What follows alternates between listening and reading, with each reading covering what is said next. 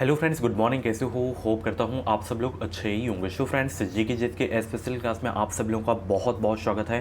Friends, आज की इस वीडियो में हम लोग सॉल्व करेंगे जीके जेट का प्रैक्टिस सेट। पूरे 50 प्रश्नों को हम लोग इस वीडियो में सॉल्व करेंगे। फ्रेंड्स, इस वीडियो में मैंने जितने भी क्वेश्चन लिए हैं सारे के सारे सिलेक्टेड क्वेश्चन लिए हैं, प्रीवियस ईयर के क्वेश्चन लिए हैं, यानी कि पिछले वर्षों में ये सारे के सारे प्रश्न पूछे जा चुके हैं। तो अच्छे से आपको वीडियो देखना है। जितने भी क्वेश्चन आपके करेक्ट हों, कॉमेंट बॉक्स में अपना नाम और स्कोर ज़रूर से ज़रूर आप लोग बताइएगा। और भी वीडियोस अगर आप लोगों को देखनी है तो आप लोग प्ले लिस्ट में जाके देख सकते हैं। बाकी यहाँ पे डेली क्लासेस का टाइमिंग आप सब लोग देख सकते हैं। डेली सुबह 9 बजे आपकी सामान्य ज्ञान की क्लास चलती है, जो कि अभी स्टार्ट है। एंड 1:30 बजे आपकी जो है हिंदी लैंग्वेज की क्लास होती है। शाम 6:30 बजे सब्जेक्ट एबिलिटी एंड रीजनिंग की क्लासेस होती हैं। तो इस बार यानी कि 2023 में बेहतरीन अंकों के साथ अगर आपको बीएड में एडमिशन लेना है, सरकारी सीट लेना है, तो हमारे चैनल को सब्सक्राइब करके जुड़ जाएं।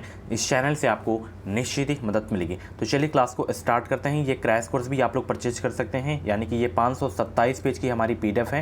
रामबाण नोट्स भी आप लोग बोल सकते हैं, ठीक है। इसमें आपको सभी सब्जेक्ट के टॉपिक वाइज 5000 से ज़्यादा इंपॉर्टेंट क्वेश्चन एंड 10 ईयर यानी कि 2012 से 22 तक की आपको प्रीवियस ईयर के क्वेश्चन भी देखने को मिल जाएंगे। तो कैसे परचेज करना है, इस पीडीएफ को कैसे लेना है, वीडियो के डिस्क्रिप्शन बॉक्स में क्रैश कोर्स करके लिंक होगी। सबसे पहले उस लिंक पे आपको क्लिक करना है। बहुत ही सिंपल सा प्रोसेस है, डाउनलोड कर सकते हैं, ठीक है, मात्र 160 रुपये में। तो देर मत करें, सभी वर्गों के लिए पीडीएफ है, वीडियो को डिस्क्रिप्शन बॉक्स में लिंक दे दिया हूँ, ठीक है। चलिए सभी को भाई गुड मॉर्निंग। चलिए सबसे पहला प्रश्न आपकी स्क्रीन पे है, डॉक्टर सीवी रमन को किस विषय में नोबेल पुरस्कार मिला था? साहित्य के क्षेत्र में, या भौतिकी, या रसायन, या औषधि विज्ञान? बताएं किस विषय में इनको नोबेल पुरस्कार मिला था डॉक्टर सीवी रमन को? बताएंगे भाई सब लोग।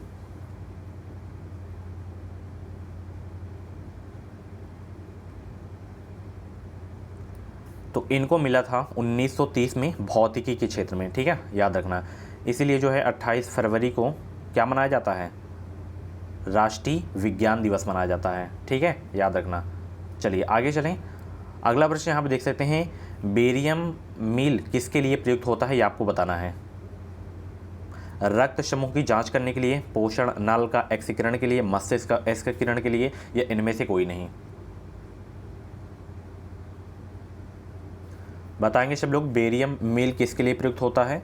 तो ये जो है पोषण नाल के जो है एक्स किरण के लिए जो है प्रयुक्त होता है। बी वाला आपका बिल्कुल करेक्ट हो जाएगा। चलिए, ये बहुत इंपॉर्टेंट क्वेश्चन है, कई बार कई एग्जाम में ये प्रश्न पूछा जा चुका है। नोट कर लेना कि मोटर वाहन में पीछे का दृश्य दिखाने वाले दर्पण होते हैं कौन से? द्विअवतल, या समतल, या उत्तल, या अवतल? बताएं वो कौन से दर्पण होते हैं?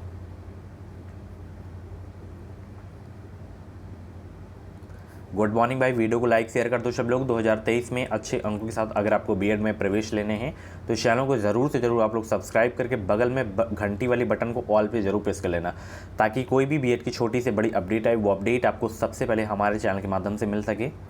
तो उसमें जो है किस दर्पण का प्रयोग किया था? उत्तल दर्पण का प्रयोग, ठीक है, याद रखना, पीछे देखने के लिए, ठीक है। चलिए, प्रकाश वर्ष से किसे मापा जाता है? प्रकाश वर्ष से किसे मापा जाता है?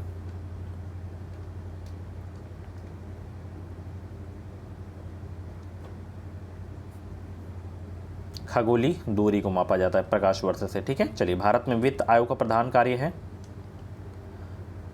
बताएंगे सब लोग, भारत में वित्त आयोग का प्रधान कार्य क्या है? केंद्र और राज्यों के बीच राजस्व का वितरण, यही प्रधान कार्य है भारत में वित्त आयोग का।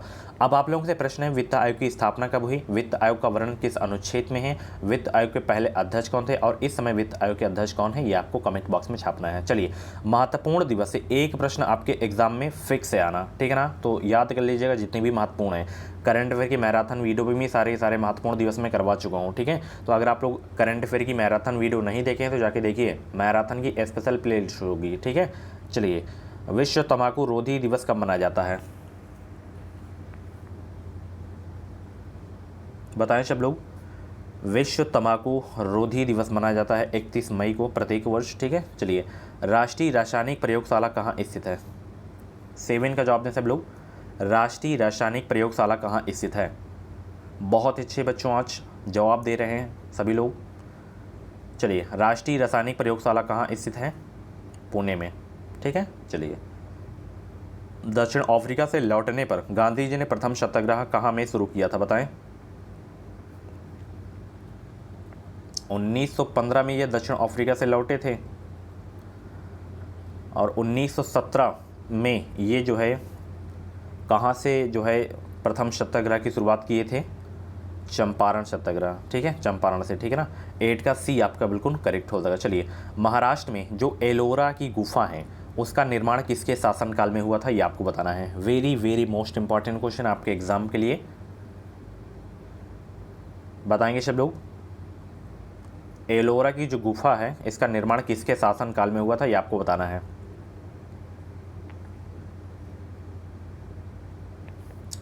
राष्ट्रकूट वंश के शासनकाल में हुआ था, ठीक है। चलिए, बहुत अच्छे। सिख गुरु अर्जुन देव का वध किसके शासनकाल में हुआ था? 10 का जवाब दें सब लोग। सिख गुरु अर्जुन देव का वध किसके शासनकाल में हुआ था?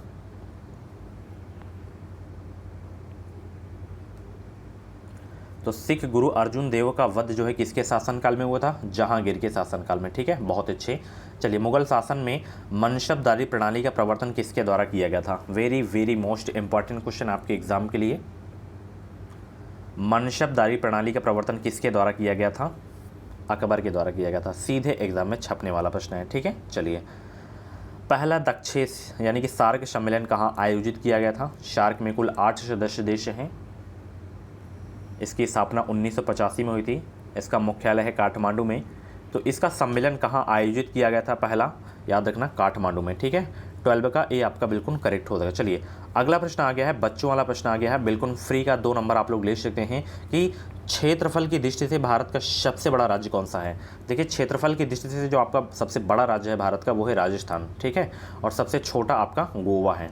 सबसे छोटा राज्य कौन सा है क्षेत्रफल में? गोवा। वहीं अगर हम जनसंख्या में बात करें तो उत्तर प्रदेश है आपका, और सिक्किम आपका सबसे छोटा है जनसंख्या में, ठीक है। चलिए, भारत एवं पाकिस्तान का विभाजन किस योजना के तहत हुआ था? Very very most important question है। भारत एवं पाकिस्तान का विभाजन किस योजना के तहत हुआ था? 14 का जवाब देने का प्रयास करेंगे सब लोग। भारत एवं पाकिस्तान का विभाजन किस योजना के तहत हुआ था? बताएं सब लोग, 14 का जवाब दें। माउंटबेटन योजना के तहत हुआ था भारत एवं पाकिस्तान का विभाजन। 14 का ए आपका बिल्कुल करेक्ट हो जाएगा, 1947 को, ठीक है। आगे चलें, अगला प्रश्न है, तंबाकू में पाया जाने वाला रासायनिक निम्न है कौन सा? तंबाकू में पाया जाने वाला रसायन निम्न है कौन सा? Morphine, nicotine, heroin, quinine. Nicotine पाया जाता है तंबाकू में, ठीक है। चलिए, भारत में न्यायपालिका निम्न की देखरेख में करती है, किसकी देखरेख में कार्य करती है भारत में न्यायपालिका? ये आपको बताना है। बताइए, भारत में न्यायपालिका निम्न की देखरेख में कार्य करती है, किसकी देखरेख में कार्य करती है न्यायपालिका?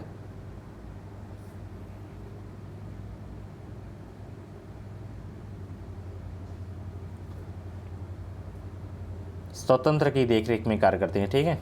चलिए, 16 का डी आपका बिल्कुल करेक्ट हो जाएगा। बीसीजी के टीके किस रोग के विरोध में लगाए जाते हैं? बहुत इंपॉर्टेंट क्वेश्चन है। बीसीजी के टीके जो है किसके लिए लगाए जाते हैं? ट्यूबरक्यूलोसिस, ठीक है ना। 17 का बी आपका बिल्कुल करेक्ट हो जाएगा, याद रखना, यानी कि टीबी के लिए, ठीक है ना। चलिए, तपेदिक भी बोल सकते हैं। निम्नलिखित में से कौन समवर्ती सूची का विषय नहीं है, इसमें बताएं कौन समवर्ती सूची का विषय नहीं है? इसमें परिवार नियोजन हो गया, कारखाना हो गया, समाचार पत्र हो गया, ये सब समवर्ती सूची के विषय हैं। लोक स्वास्थ्य आपका नहीं है, ये राज्य सूची का विषय है, ठीक है। चलिए, डीएनए किससे संबंधित है? बताएं, डीएनए किससे संबंधित है? डीएनए किससे संबंधित है?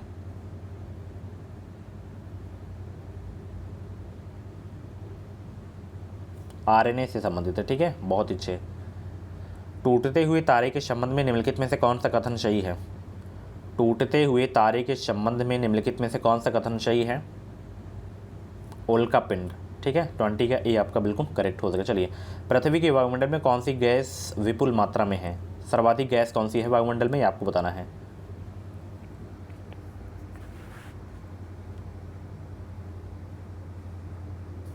नाइट्रोजन गैस है, 78%, ठीक है। चलिए, आगे चलते हैं। ग्रीन हाउस प्रभाव के कारण है, ग्रीन हाउस प्रभाव के कारण है कौन से? ग्रीन हाउस प्रभाव के कारण है पृथ्वी का तापमान बढ़ रहा है, ठीक है, यही आपका बी वाला बिल्कुल करेक्ट हो जाएगा। चलिए, निम्नलिखित में से कौन सी झील दुनिया की प्राचीनतम और सर्वाधिक गहरे ताजे पानी की झील है? बताइए उस झील का नाम बताइए जो दुनिया की प्राचीनतम और सर्वाधिक गहरे ताजे पानी की झील है। तो वो है बैकाल झील। ठीक है, चलिए आगे चलते हैं। अभिधिकेंद्र जो है शब्द जो है किससे संबंधित है, बताएं। अधिकेंद्र शब्द किससे संबंधित है? अधिकेंद्र शब्द किससे संबंधित है? भूकंप से संबंधित है। किससे? भूकंप से। चलिए बहुत ही इंपॉर्टेंट क्वेश्चन है कि अलमाटी बांध किस नदी पर बना है? अलमाटी बांध किस नदी पर बना है? Very very most important question है, सीधे एग्जाम में छपने वाले प्रश्न हैं। चैनल को यार सब्सक्राइब जरूर कर लेना और वीडियो को लाइक कर दो, शेयर कर दो। इस बार अगर आपको सरकारी सीट लेना है तो हमारे चैनल से आपको निश्चित ही मदद मिलेगी। चलिए अलमाटी बांध किस नदी पर है? बहुत ही अच्छे, कृष्णा नदी पर। ठीक है, चलिए बाघ परियोजना कब आरंभ की गई? बाघ परियोजना बताएंगे भाई सब लोग, बाघ परियोजना कब आरंभ की गई थी? 1973 में, याद रखना। ठीक है, चलिए WHO का हेडक्वार्टर कहाँ पे है? बताएं सभी लोग, WHO का मुख्यालय कहाँ है? WHO का मुख्यालय कहाँ है? जिनेवा में। और WTO का भी मुख्यालय कहाँ है? जिनेवा में। अंतर्राष्ट्रीय न्यायालय का मुख्यालय कहाँ है? हेग में है। न्यूयॉर्क, ये पेरिस में किसका मुख्यालय है? न्यूयॉर्क में किसका मुख्यालय है? कमेंट बॉक्स में छापेंगे। राष्ट्रीय ध्वज में अंकित अशोक चक्र में तिल्लियों की संख्या कितनी होती है? 24 होती है। 28 का डी आपका बिल्कुल करेक्ट हो जाएगा। बहुत अच्छे। चलिए एक मार्ग है क्या? एक मार्ग जो है क्या है, ये आपको बताना है।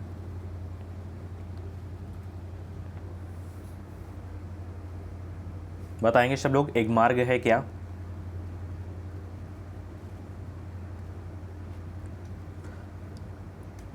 तो इस्तेमाल करने वाली चीज़ जैसे अंडे हो गए, दूध हो गए, घी आदि, इनकी क्वालिटी की मोहर होती है एग मार्क। ठीक है ना।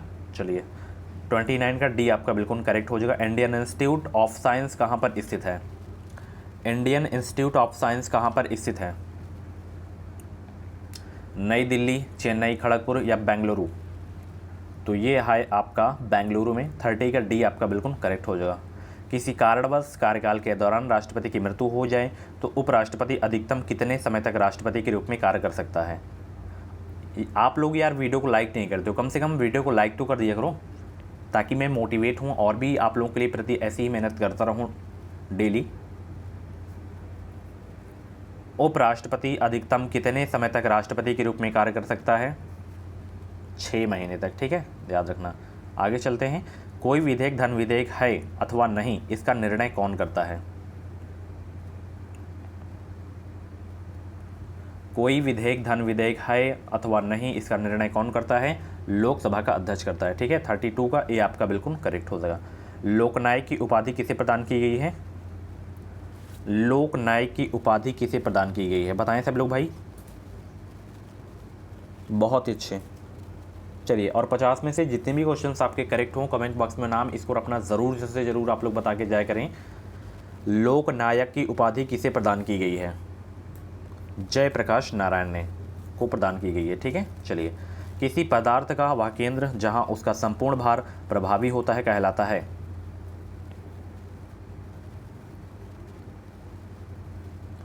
गुरुत्व केंद्र कहलाता है। क्या कहलाता है? गुरुत्व केंद्र कहलाता है। भारत में कैसी अर्थव्यवस्था है? बताइए भारत में कैसी अर्थव्यवस्था है? 35 का जवाब दें। तो भारत में मिश्रित अर्थव्यवस्था है। कैसी अर्थव्यवस्था है? मिश्रित अर्थव्यवस्था। बहुत अच्छे। क्षेत्रफल के अनुसार विश्व में भारत का स्थान है? क्षेत्रफल के अनुसार 7वां है। और जनसंख्या में अब क्या हो गया? पहला हो गया भारत। ठीक है, पहले चीन था। चलिए इनकम टैक्स से जुड़ा हुआ पैन कार्ड का पूर्ण रूप क्या है? पैन कार्ड का फुल फॉर्म आपको बताना है। पैन का बताइए भाई, पैन का फुल फॉर्म क्या होता है? अच्छे से ऑप्शन को देखिए फिर आप लोग जवाब दिया करें। पैन का पूर्ण रूप होता है परमानेंट अकाउंट नंबर। क्या होता है? परमानेंट अकाउंट नंबर होता है। चलिए वर्ष 2020 ओलंपिक खेल किस देश में आयोजित होंगे? तो ये आयोजित हुआ था डियर जापान में। ठीक है, चलिए जब भारत स्वतंत्र हुआ था उस समय इंग्लैंड का प्रधानमंत्री कौन था? जब भारत स्वतंत्र हुआ था उस समय इंग्लैंड का प्रधानमंत्री कौन था? क्लीमेंट एटली था। कौन था? क्लीमेंट एटली। चलिए गांधी जी किसे अपना राजनीतिक गुरु मानते थे? Very very most important question है आपके एग्जाम के लिए, सीधे एग्जाम में छपने वाले प्रश्न हैं। गांधी जी अपना राजनीतिक गुरु मानते थे गोपाल कृष्ण गोखले को। 40 का बी आपका बिल्कुल करेक्ट हो जाएगा। ये भी प्रश्न रट गया होगा। भारतीय राष्ट्रीय कांग्रेस के सर्वप्रथम मुस्लिम अध्यक्ष कौन थे? सभी को पता है, बदरुद्दीन तैयब थे। ठीक है, चलिए।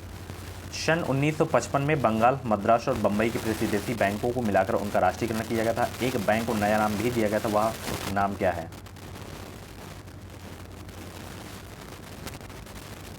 वह नाम है स्टेट बैंक ऑफ इंडिया। क्या है? State bank of India. चलिए, वाणिज्यिक बैंक द्वारा बट्टा ग्रहों से आरक्षण संपत्ति अनुपात बनाए रखने के लिए उधार ली गई मुद्रा क्या कहलाती है? Hot money, soft money, call money या इनमें से कोई नहीं?